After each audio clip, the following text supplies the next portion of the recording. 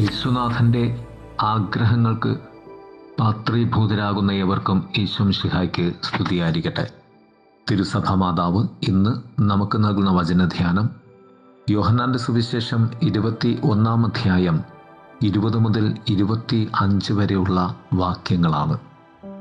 പത്രോസ്ലീഹായുടെ ചോദ്യം, കർത്താവെ, ഇവൻ്റെ കാര്യമോ എന്ന് യോഹന്നാനെ ചൂണ്ടിക്കാണിച്ചുകൊണ്ടുള്ള ഈ വാക്യത്തിന് കർത്താവായ യേശുനാഥൻ നൽകുന്ന മറുപടി, നീ എന്നെ അനുഗമിക്കുക, ഞാൻ വീണ്ടും കടന്നു വരുന്നതുവരെ ഇവൻ ഉണ്ടായിരിക്കണമെന്നത് എൻ്റെ ഹിതമാണെങ്കിൽ നിനക്കെന്ത് എന്നാണ്.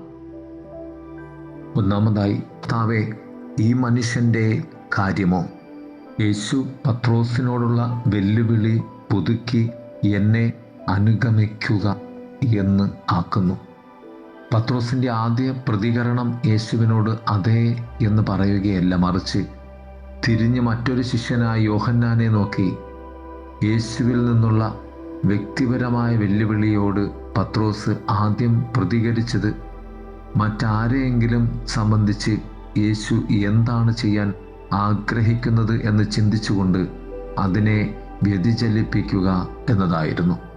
പത്രോസ് നമ്മെ എല്ലാവരെയും പ്രതിനിധീകരിക്കുന്നു. മറ്റ് ശിഷ്യന്മാർ എന്താണ് ചെയ്യുന്നതെന്നോ യേശു അവരിൽ നിന്ന് എന്താണ് ആവശ്യപ്പെട്ടേക്കാവുന്നതെന്നോ ആശ്ചര്യപ്പെടുകയും വിഷമിക്കുകയും ചെയ്തുകൊണ്ട് യേശുവിൽ നിന്നുള്ള വ്യക്തിപരമായ വെല്ലുവിളികളെ വ്യതിചലിപ്പിക്കാൻ ഞങ്ങൾ മാർഗങ്ങൾ കണ്ടെത്തുന്നു. പത്രോസ്ലീഹായ്ക്കുള്ള യോഹന്നാനെക്കുറിച്ചുള്ള ആശങ്ക ക്രിസ്തുവിന് ഇല്ലായിരുന്നു. കാരണം യോഹന്നാൻ ആരാണെന്ന് പിന്നീട് നാം കാണും. പൗലോസ്ലീഹ ക്രിസ്തു സുവിശേഷത്തിൻ്റെ പലയിടങ്ങളിലുമുള്ള ആരംഭകനാണെങ്കിൽ പത്രോസ്ലീഹ ക്രിസ്തുവിൻ്റെ ഇടയനായിരുന്നു.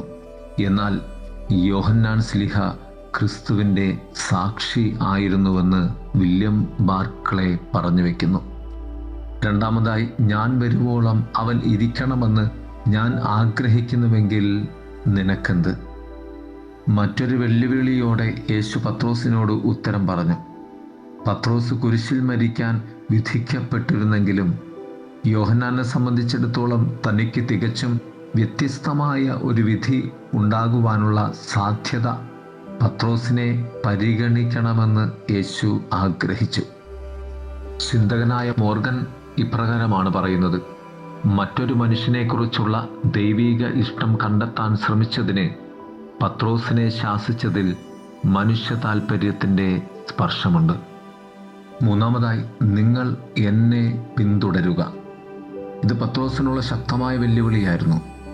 യോഹന്നാനുമായോ മറ്റ് ശിഷ്യന്മാരുമായോ യേശു എങ്ങനെ ഇടപെടും എന്നത് പരിഗണിക്കാതെ താൻ യേശുവിനെ അനുഗമിക്കണമോ വേണ്ടയോ എന്ന് പത്രോസിന് സ്വയം തീരുമാനിക്കേണ്ടി വന്നു. യേശുവിൻ്റെ ഓരോ ശിഷ്യന്മാർക്കും ഇതൊരു വെല്ലുവിളിയാണ്. എൻ്റെ യജമാനൻ്റെ, അതായത് കർത്താവിൻ്റെ എല്ലാ ദാസന്മാരെയും ഒരേ സമയം ശരിയാക്കാൻ ശ്രമിക്കുന്നതിന് പകരം, അവരുടെ കാര്യങ്ങളെക്കുറിച്ച് ആകുലപ്പെടുന്നതിന് പകരം, എൻ്റെ ആദ്യത്തെയും ഏറ്റവും പ്രധാനപ്പെട്ടതുമായ ജോലി എൻ്റെ കർത്താവിനെ അനുഗമിക്കുക എന്നതാണ് എന്ന നിഗമനത്തിൽ പത്രോസ്ലീഹയെ ക്രിസ്തു കൊണ്ടെത്തിക്കുകയാണ്. എൻ്റെ സഹോദര, നീയും ഇതേ നിഗമനത്തിലെത്തുന്നത് ബുദ്ധിപരമായിരിക്കുമെന്ന് കർത്താവ് നമ്മോടും പറഞ്ഞു തരുന്നതിന് തുല്യമാണ് ഈ വചനം. ഒടുവിലായി, ഈ ശിഷ്യൻ മരിക്കുകയില്ല, യോഹന്നാൻ മരിക്കുകയില്ല എന്ന ചൊല്ല് സഹോദരന്മാരുടെ ഇടയിൽ പരന്നു. ക്രിസ്തു ദൗത്യത്തെക്കുറിച്ചുള്ള വ്യക്തിപരമായ വെളിപാടുകളിൽ നാം ബോധ്യപ്പെട്ടുകൊണ്ട് മുന്നോട്ട് പോകേണ്ടതുണ്ട്. മറ്റുള്ളവരെക്കുറിച്ചുള്ള ദൈവിക വെളിപാടിനെ നാം വ്യാഖ്യാനിക്കുവാൻ ശ്രമിക്കുമ്പോൾ അത് സമ്പൂർണമായും തെറ്റായി പോകുന്നു എന്ന തിരിച്ചറിവ് വചനം നമുക്ക് തരുകയാണ്. താൻ മരിക്കുകയില്ല എന്ന് യേശു അവനോട് പറഞ്ഞില്ല എന്ന് യോഹന്നാൻ സ്ലീഹ തൻ്റെ സുവിശേഷത്തിൽ വ്യക്തം ആക്കുകയാണ്. പകരം ക്രിസ്തു തിരികെ വരുന്നത് വരെ അവൻ ജീവനോടുകൂടി ഉണ്ടായിരിക്കണമെന്നതാണ് എൻ്റെ ഹിതമെങ്കിൽ നിനക്കെന്ത് എന്നാണ് കർത്താവ് പറഞ്ഞതെന്ന് യോഹന്നാൻ ശ്ലീഹ വ്യക്തമാക്കുന്നു. വചനം ഇപ്രകാരം പറഞ്ഞ് അവസാനിപ്പിക്കും. യോഹന്നാൻ യേശുവിനെക്കുറിച്ചുള്ള സത്യം എഴുതി. എന്നാൽ യേശുവിനെക്കുറിച്ചുള്ള മുഴുവൻ സത്യവും എഴുതുക അവനോ മറ്റാർക്കെങ്കിലുമോ സാധ്യമല്ലായിരുന്നു. യേശു ചെയ്ത മറ്റു പല കാര്യങ്ങളും ഉണ്ടായിരുന്നു. അവയെല്ലാം എഴുതുകയെന്നത് ഒരിക്കലും സാധ്യമായിരുന്നില്ല.